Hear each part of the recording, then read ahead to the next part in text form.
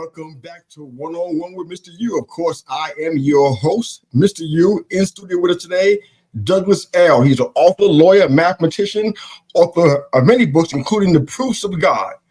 How are you, Doug? Good to have you in the house, man. I'm delighted to be here. Doing great.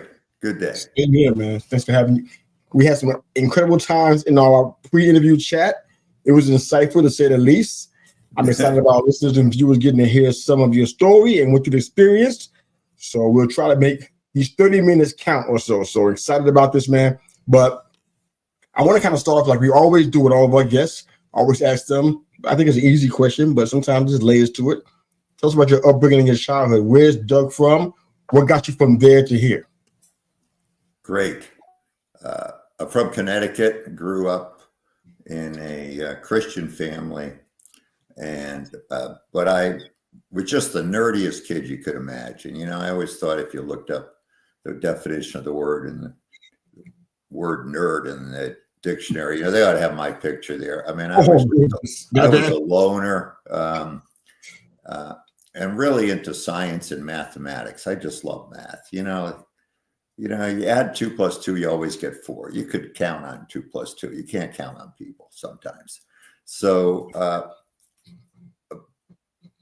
when I really devoured books on science. And I remember, I think it was a high school book that suggested life could have started in some dirty pond, you know, eons ago. And when I read that, I thought, well, it's in a high school book, right? It's got to be true. And it started me to turn away from God. So I began to think that this God stuff was nonsense. You know, it's just for stupid people, ignorant people. The smart money was on, you know, atheism and science. We'll talk about what that means. So I became an atheist at that time. And when my son was born, my wife wanted to get him baptized. And I said, yes, dear. I didn't want that fight. So we went to church. And I felt those people had something, you know, something I wanted, something a lot more valuable than money or prestige, whatever you want to call that. So, but I told myself, you know, Doug, you're an MIT grad. You gotta think this through. Let's not get swept up in some emotion, you know. And so I started looking into the evidence for God on a scientific basis. And what I found has overwhelmed me. And now that I'm retired from my career as a lawyer, I'm having so much fun trying to just spread the word, because people know a lot of these facts, but they just don't think about it. That makes a lot of sense, man. I love the fact that you're on this journey. I'm not against that. People think that, most of the time this is a cult mentality. So hint, if you know something about what I'm about to say, you might be in a situation like that. But, you know, asking questions and questioning God and questioning the word, God doesn't have a problem with that. I'm not speaking for God. I'm just saying he doesn't have a problem with you questioning why he wants you to do things or why you're in a place in your life that you're on. He doesn't have a problem with that. It's not the question asking as an issue. So you're doing that and you're living your life out that way. I think I understood from you that you were obviously a former atheist and you spent 30 years, or you spent more than that, trying to reconcile God, science, and the things that go into both. I respect your journey, but number one, if I hadn't said that already, I really respect the journey. I love that you're still asking questions, you're still seeking, you're still getting information and evidence, and you found a lot of empirical evidence to support your beliefs. Tell me why you think the idea of science appeals to certain people, if you know what I mean. Why do you think that's so appealing? Yeah. Well, that's a great question. Not sure I have a great answer to, but a lot of people think science is contrary to God. You know, I mean, I think it's the most dangerous myth of our current age, and the reason they think that is because there's a lot of people in universities with scientists, call themselves scientists, who will tell you they don't believe in God. You know, you'll hear, I believe in science, which is nonsense. Since when is science a religion? Science is just figuring things out. That's all it is. Experiments. You do experiments, you look at it, you try to reason it. You try to you know, a famous guy, Richard Feynman once said, if it disagrees with experiment, it's wrong. That's the definition of science, okay? Science isn't some sort of religion. You don't worship science. It's a process. And the process, what I found, will get you to believe that the universe was created and designed, and that life was created and designed. And isn't that what the Bible tells us about God? I mean, it tells us a lot more than that, but that's a pretty good starting point. And it's right out of science. So, you know, a lot of people just don't want to believe in a God. I get it. They can do what they want, you know, but it's not true that science is contrary to God. Absolutely. I mean, it's actually literally defined as the study of something observed. It's like we believe in so many things that we can't see. So I'm amazed that areas like faith in God are on the exemption list. We don't believe in gravity, because you know if you jump off a building, gravity is going to play a part, and it's going to be a law. It's a law you can't see, but all of us can see the impact once you hit that ground. So it's amazing to me that we kind of feel so easy to pick and choose what invisible laws we want to believe in and which ones we don't. It's very, very strange. I love that you had such a desire for science and math. I wonder if you watched the show Big Bang Theory at all when you were. Oh, I love that show. I love that show. My favorite show. You know, Sheldon's got this model of the DNA atom. Yeah. You seen that? And I bought that to put it in my office at one time. What? When we moved houses, my wife made me get rid of it. I donated it.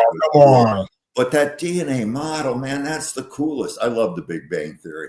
Great show. I mean, you know, so much fun you can have with science. Yeah, I loved it for a lot of different reasons. I won't spend too much time on it, but I did really enjoy the show. I had to start watching for some other reasons that things were being kind of put into the show that I didn't really feel great about. Probably can guess what that is. But I loved it because it was like people who were like really, really smart, but they were like dumb as bricks. I'm like, wow, it's such a weird dichotomy. But when you talk about loving science and math, it reminds me of some of my nerddom, which I'm totally cool with owning. I wasn't a theoretical physicist like they are, but I was really into things like science and math and stuff. What drew you to become a lawyer? It feels like they're connected, but they're not. You know what I mean? Yeah. What made you decide to be a lawyer? What drew you to the profession? Well, you know, it comes a time in your life where you want to eat. And being a theoretical mathematician, you know, your parents stop feeding you. You got to find your own way somehow. So, you know, I call it the lobster factor. I make a joke out of it. I like to eat lobster, and lobster costs a little bit of money. And anyway, I went to law school to make a living.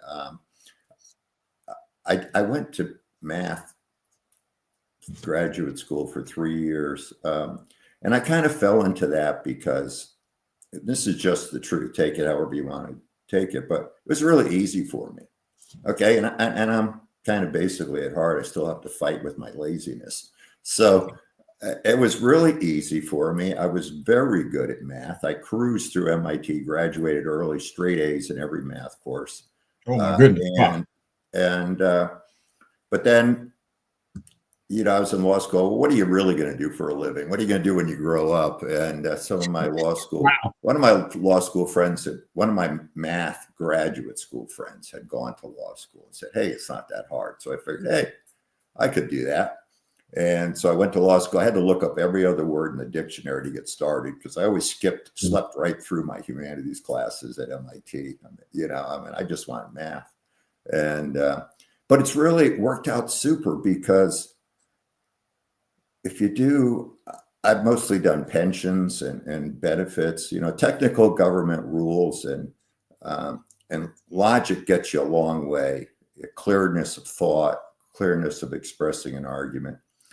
And so, yeah, I took a turn, maybe a wrong turn, became a lawyer. No lawyer jokes.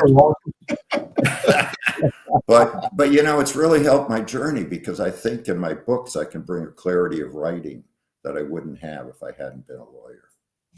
I want to get into that. I want to talk a little bit about some of the work you did with the with corporations and pensions and stuff. I really want to get into that a little bit. But in being a lawyer, I kind of imagine that it provides you with a certain set of skills, a specific set of skills to kind of help you in your understanding and your research, even your conversations with other people about God. Tell me how you saw the two things interconnecting, if they did. Well, one of the things you learn in law school is how to write effectively, cut out a lot of the extra baggage words. Okay. Another thing you learn is when you're trying to persuade somebody of something, hit them with your best shot. Okay. Or if you got 2 or 3 best shots, hit them with that first. Don't give them a list of 25 things, you know, hit them with your best shot. And that's what I've tried to do in my books. That's good. It's so it's not directly related, but it's useful skills, you know, just being plus life experience, what's important, what's not. No, that's absolutely great. Do you find it helpful to be a speaker as well? Having been a lawyer and having learned how to articulate points and kind of speak in front of people, have you found it to be helpful as a public speaker? I find it to be helpful, yeah.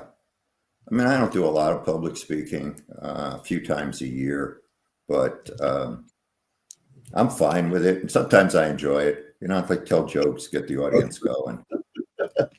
No, that's like you kept me totally into it. Okay, I love this. All right, so you became a prominent attorney. We kind of talked about that a little bit, and I found it really, really interesting. I asked you about it in our pre-interview, and asked if you were okay with us talking about it a little bit. Yeah. But we talked about how you made the first 401k plan in professional sports. I thought that was astounding to me, not only because I'm a big sports fan, but also because the people who are in my usual sports circles, all they care about is their team and how their team does. And they don't really think about the player's family. They get hurt on the field. Are they covered? Do they have any guarantees in place? If they get injured late in the year, in a contract year, what happens to them? So all those things I care about, but you may not speak to all those things, but tell me about your experiences making that first 401k plan. How did it come about? How did you get the awesome assignment to do that? You know, it had to be the hand of God, because who would have thought that a nerdy guy like me with absolutely no athletic talent would be for 30 years the head lawyer for all the benefit plans of the NFL. Wow. They had a technical problem that I was right on top of. The union did, negotiating with the league in the early 1990s. And once I solved that, to speed up the story, basically, Gene Upshaw, Hall of Famer, put me in as the head benefit lawyer. Oh, wow.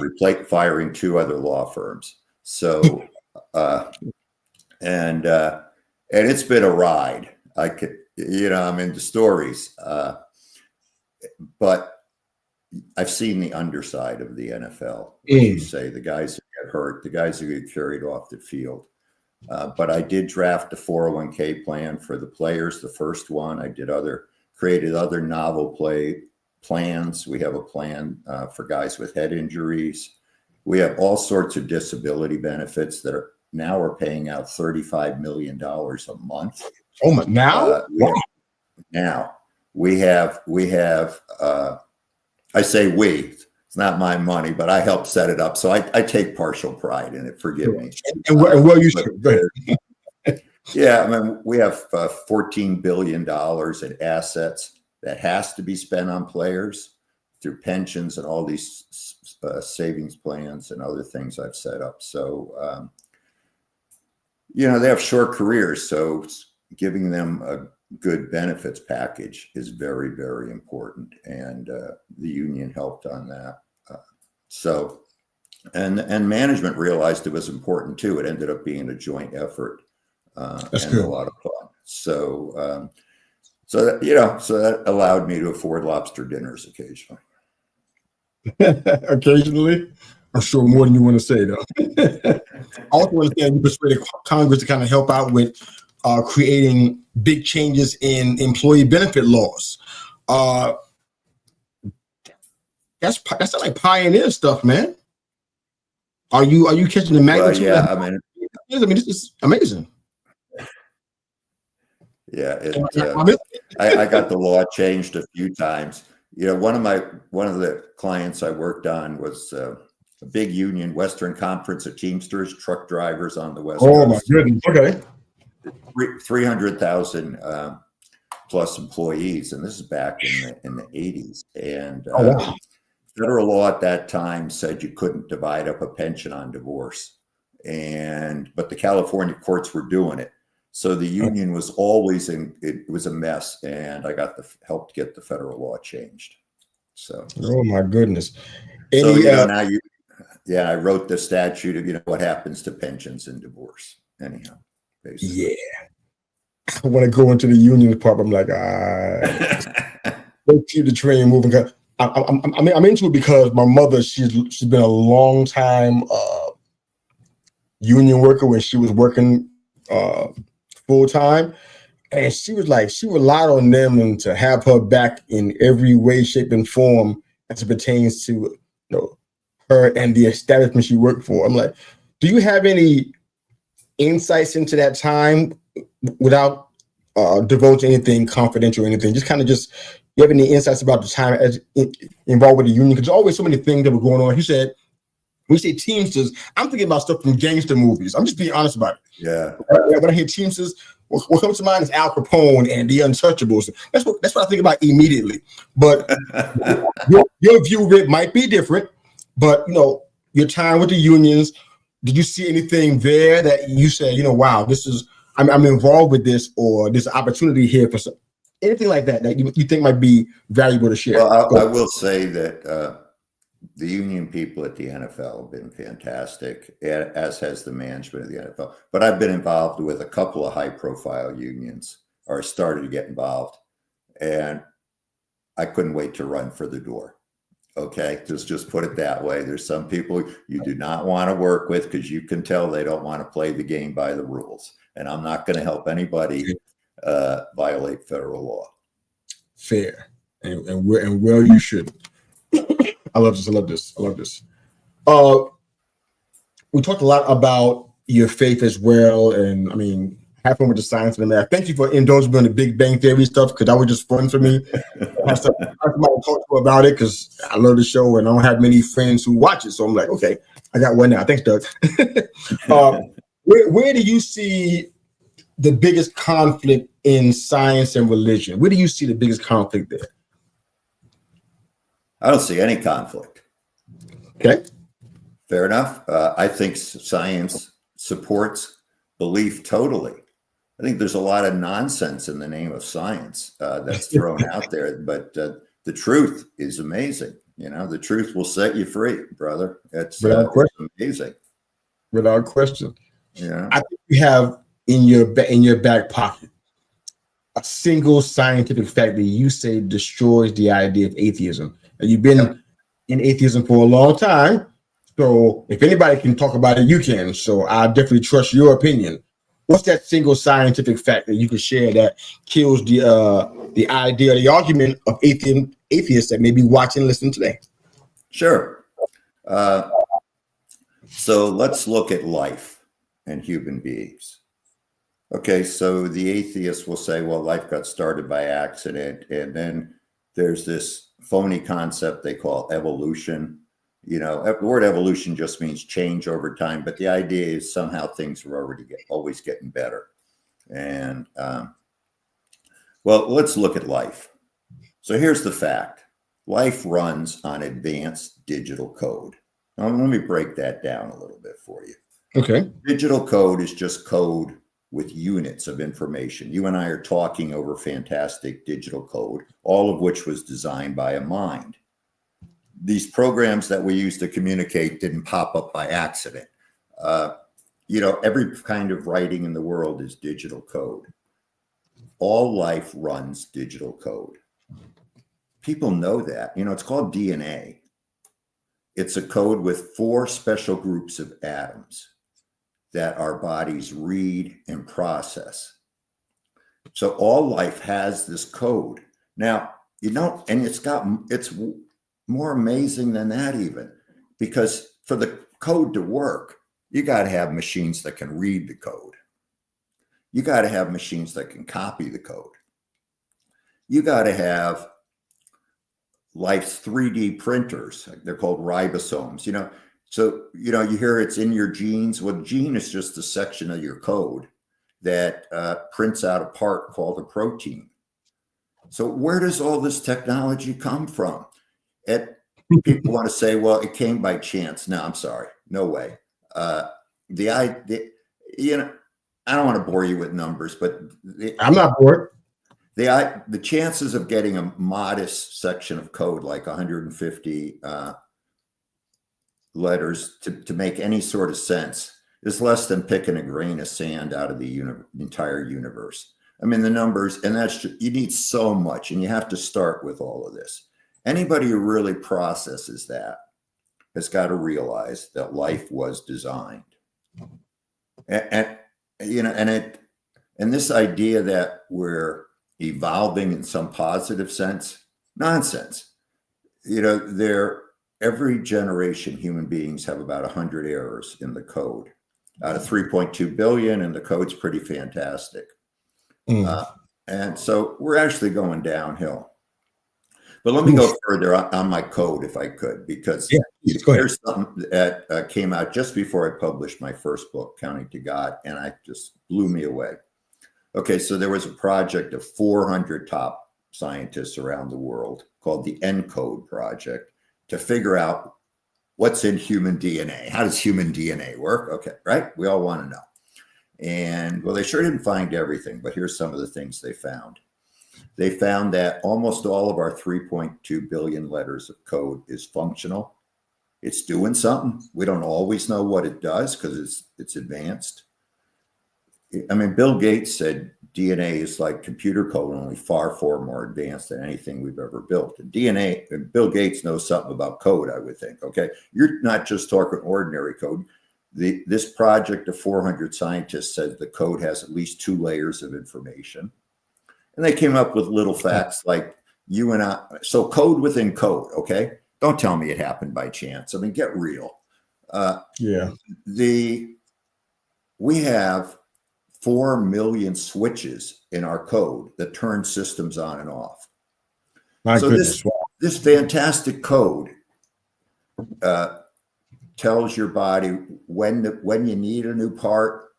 It tells the 3D printers in our body how to print the part. Tells the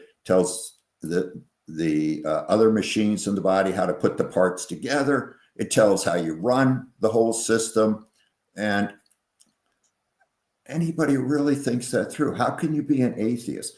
You know, none of the top biological scientists in the world today, they all know Darwin's theory doesn't work. I mean, mathematically, all the simulations go downhill, but they keep thinking they're going to find this one little trick that saves it. You know, did you ever go down one of these rabbit holes on the internet where, you know, you just keep listening and we got this one little trick for you? Well, I mean, that's the state of Darwinian evolution today. Oh, gosh, that's not a good thing either way. So, yeah, anyhow, you get me started about code and see what you unleash. I mean, I just go on. That's okay. I'm glad you unleashed it because, like I said, the nerd in me is clapping his hands and rejoicing. So I'm good with it. Just a few more questions before we cut out of here. I'd love you to share the driving factor for your books. Yeah. I know when I wrote my first book, there was a singular thing that kind of drove me to get through it, even though I was tired sometimes. Yeah. Sometimes it didn't work out right. I had to get this done. It was that one thing was pushing me. I had to get this completed. Did you have a driving force like that for why you wrote, especially your first book? Yeah, it took me 10 years to do that first book, and I had a lot of those things. Wow, sadness. But I felt I had to write it. I felt God wanted me to write it, and I wanted to spare people from what I had been through of so many years of thinking that life was meaningless. Wow. And my books aren't big sellers, but I've had people come up to me with tears in their eyes, thanking me for writing them, and that's all I need. And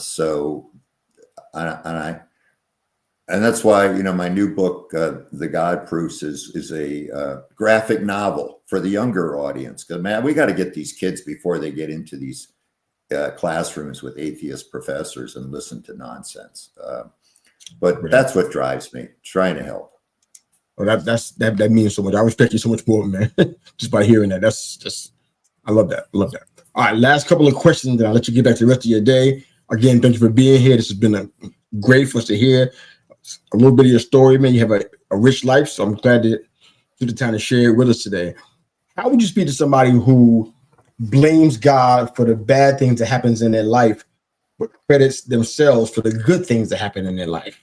Yeah. What would you say to people? Yeah, it's or why do bad things happen to good people? Sure. You know, the answer to that is complicated. We live in a fallen world is the answer. And it goes back to the Garden of Eden, which was a real place. And our disobedience as a human race against God. We've messed things up.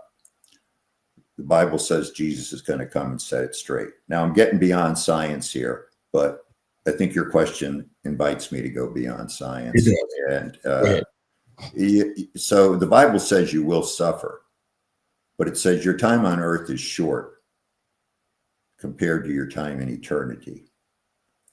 So, and we could all, if we all got together and followed the 10 commandments and treated each other with respect and kindness, what a wonderful world this would be, really. So, you know, I mean, we mess ourselves up more than anybody else.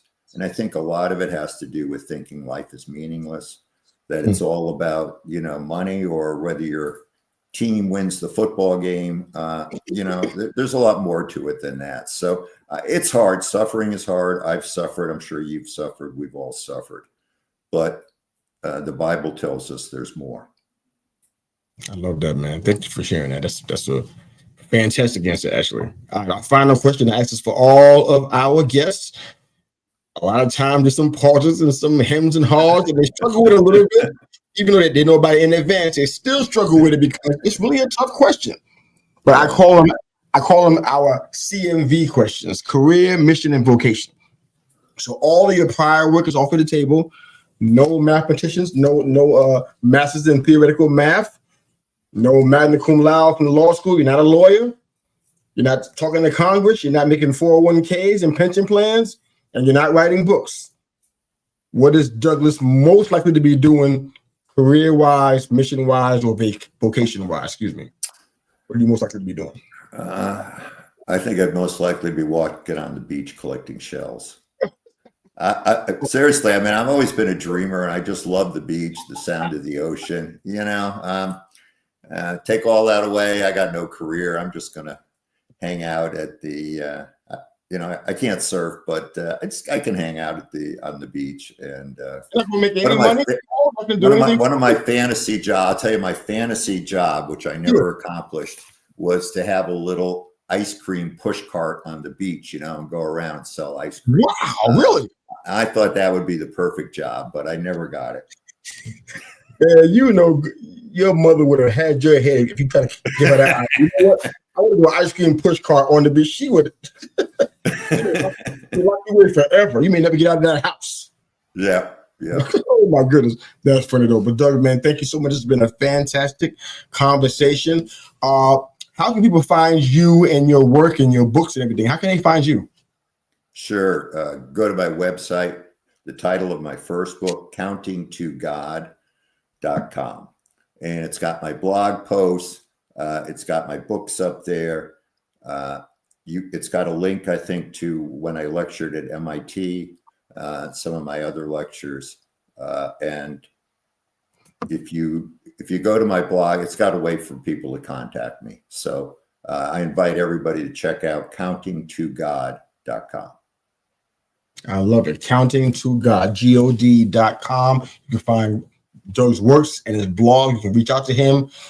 I'm sure he has a great desire to have conversations with you guys about God and about faith and where science fits in or doesn't. So I'm excited about him being here to share this with you today and for every aspect of this conversation. Doug, I want to give you the floor for the next 60 seconds or so. Say what you want to the people. It's all you. I just want to say we've only scratched the surface, literally, here, and the science for God. Okay. There's no scientific explanation for why anything exists. All right. everybody realizes you can't get the universe we see today based on the present laws of physics. Every top scientist almost will realize that the laws of physics are designed for life to exist. People have this fantasy, well, maybe there's other universes with other laws. That's a pure fantasy. That's not even a scientific idea. I mean, it's imagination. I mean, you can always come up with imagination to deny God. If you get into, I'm reading a book by a neurosurgeon of the mind being separate from the body. We are not just, our brains are not just meat computers. We have a mind in time and space that is not within our brain. And there's so much out there. I just invite people to explore on their own, you know, because it can change your life. Oh, I love this, man. Thank you again for jumping in here and being a part of this conversation, man. It's been enlightening, to say the least. Hopefully our paths will cross again when you have a new book coming out, or if you want to promote your second book when it's ready to roll. So either way, man, I'm excited about this conversation. Thank you for your time here. Definitely appreciate this. And for you guys watching and listening, countingtogod.com, you can find Doug and his work. So if you haven't answer questions and share some of his stories with you guys that he didn't share with us, and show you how to find his work, his books and his blogs and everything. So thank you again, Doug, for being a part of this conversation. It's been fun. Always good talking. Same here, sir. So Douglas and Mr. U, we are out of here. Have a great day. Thanks again for watching and